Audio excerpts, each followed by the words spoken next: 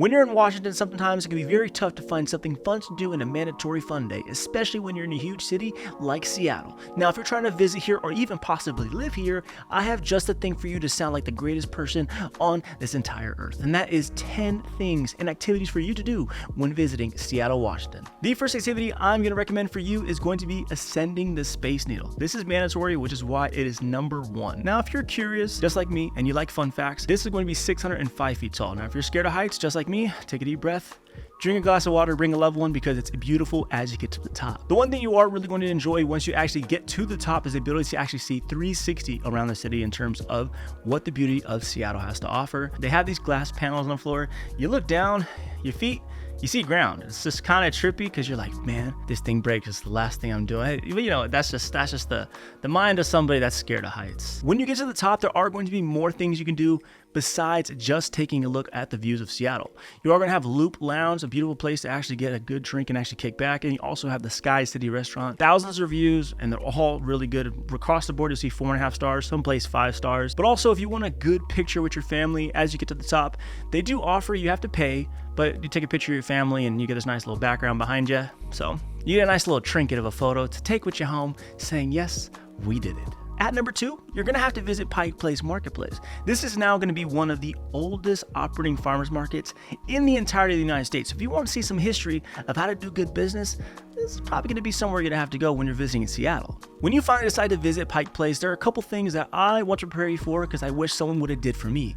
The first thing is parking. You're going to have to be really lucky to find something close unless someone was pulling out and you're pulling into a space.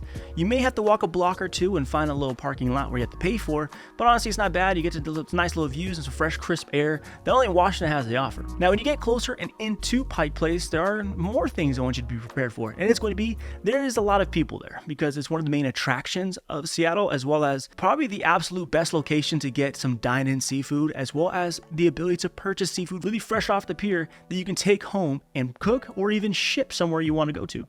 It's pretty amazing. But also, the main attraction, when they're throwing the fish across the farmer's market every single time, you have to be there to witness it, just to say you did it, because you want to feel one with the culture, and this may be the right way for you to do it. When you're visiting Pike Place, it's more than just looking at seafood, seeing seafood, and buying seafood, and eating seafood. I said them all, right? When you go downstairs, there's a maze of local shops and vendors where, one, you can shop from the locals that are going to be creating different type of crafts or even different types of food they're going to be offering you. But there's also, near Madison Street, pretty close to Pike Place, it's going to be like a gum wall. A gum wall where basically you walk down just a huge, just shroud of gum that everyone, they just take the mouth out, pow, throw it on the wall, be a local, take a picture next to it. It's a local little monument, if you will. So it's something you got to see too, and it's pretty close to Pike Place. So that's something that you can go ahead and take a little picture with. Now that we're done with Pike Place, now you're kind of getting to the point where you want to leave mainland. At number 3, you're going to have the ability to take a ferry to Bainbridge Island. Now that you're going to be on the Seattle Bainbridge Ferry, this is going to be one of the best opportunities for you to get some photos of the Puget Sound and what Mother Nature has just created and offered you. So go ahead and be a little, what they call a tourist, and take a picture of yourself, your family, whoever you're with, because give me some of the best pictures you're going to be having. Now, when you land on this island, there's going to be a few more activities that you can enjoy on your mandatory fun day. My first tip for you is to visit the Bloedel Reserve. Now, of course, this is going to have some of the best and magnificent landscape gardening and trails that you can walk through and honestly to really enjoy. Now, when you're outside, you can also attend the Japanese Exclusion Memorial and cap that off with the Bainbridge Island Art Museum. But if you want something different, you want to change it up a little bit, they do have a winery tour that you can, it's like all inclusive in terms of the entirety of the Bainbridge Island.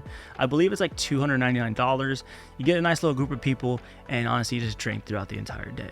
Of course, drink responsibly. Luckily, you're on a ferry, so you ain't got to drive back or swim back. You'd be all right. Now, let's say you're done with visiting Bainbridge Island and you're ready to take that ferry back to the mainland. Well, let's continue the storytelling, and activity number 4 for your mandatory fun day is going to be wandering through Chihuly Garden and Glass Museum. This museum is a marvel and it's mandatory. I know I've said that prior before and everything else, but you're going to see, honestly, the beauty and what the mind can really create that Dale Chihuly has created within his museum. There's this 40-foot long suspended structure. It's honestly breathtaking, and you're going to have to take a picture of it. In case you're wondering, it is going to cost you something to get in and actually view this museum. I believe ages 13 to 64, you pay $29, and then ages 12 and below, it's $18. You forgive me if I'm wrong, but I mean, I believe that's a pretty good range in terms of what it was last time I personally went. So if you're a family of 5, expect to pay close to $100, and of course you have taxes as well. But honestly, it's very worth it if you're going to see this, because it's a marvel. Now, I'm sure we all share passions. Of course, some passions can be different than others, but to me, I have a passion for sports. I love me some football. And luckily, here in Seattle, you have a ton of sports teams to get your fill that you have to attend. You got to. Now, you're going to have at Lumen Field, of course, the local steel field at CenturyLink, you're going to have the Seattle Seahawks. Now, if you want some baseball at T-Mobile Park, you're going to have the Seattle Mariners. And it doesn't stop there. You're going to have the new hockey team, the Kraken. And then also, unfortunately, you see how Supersonics, they're not here. Unfortunately, they were stolen from us. But of course, that's going to change here in the future, I personally believe. But at Climate Pledge Arena, you are going to have the Seattle Sparks, which is going to be the women's basketball team. So if you have a lover of sports, you have countless to enjoy.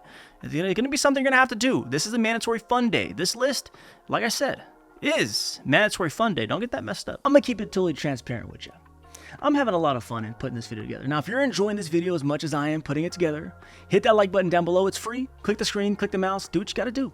Now, if I'm missing an activity and you have one to share, leave a comment down below. Help us all out. Now, this activity right here is going to be absolutely perfect for a summer and spring day. Something chill, strolling through the Seattle waterfront. I like strolling. It's better than saying walking, some sophistication. Now, on this waterfront, you're going to have a ton of amenities and also activities for you to enjoy, such as taking the Seattle Ferris wheel up for a little spin.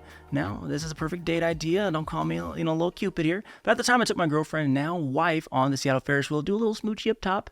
And that's a good idea for you. But also, they do have the Seattle Aquarium not too far away as well if you're going to want to take some time to enjoy what the SeaWorld has to offer.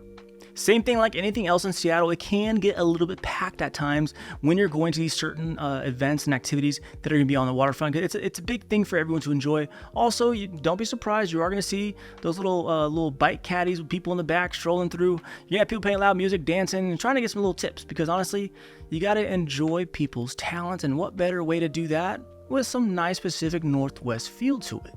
Now, this stroll through the waterfront does have a little bit of length to it, so make sure you do have some good walking shoes on. You have a nice, fresh, a little day ahead of you, because you're gonna get lost in the activities around here. But these are two things that you can really enjoy if you're gonna be in the Seattle waterfront for a nice daytime activity. To keep the spirit of the stroll and the walking outside, the one way to do that is a hike in Discovery Park. Another fun fact for you, because I've been giving it to you all throughout this video, this is going to be the largest park within Seattle. Now, this stroll is not only going to give you the opportunity to say, I hiked or walked or trailed the longest park in Seattle, but it's going to offer you the opportunity to have some of the best views of the Puget Sound, but also have the Olympic Mountains in the back.